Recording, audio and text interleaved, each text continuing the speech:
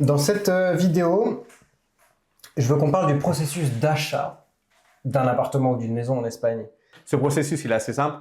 On a grosso modo 3 étapes Ouais. qui parfois sont réduites en 2. Une offre, un compromis de vente et une signature chez le notaire. Ok. Donc l'offre, tout d'abord, quand on visite l'appartement, c'est pour se positionner sur le bien et pour bloquer le bien pour essayer de le retirer de la vente. Quand on présente une offre en Espagne, ce qui est important, c'est que tout euro qui sort de votre poche vous engage.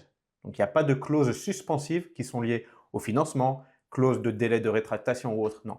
Dès que vous versez 1 euro, c'est 1 euro qui est engagé. Si vous vous retirez, vous perdez 7 euros. Ok. Donc, pour revenir sur la terminologie, quand on fait une offre d'achat sur un appartement, à ce moment-là, c'est soit oferta de compra, reserva, Exactement. Ouais. señal étant plutôt Signal, c'est la caution. le nom de la C'est-à-dire caution, que voilà.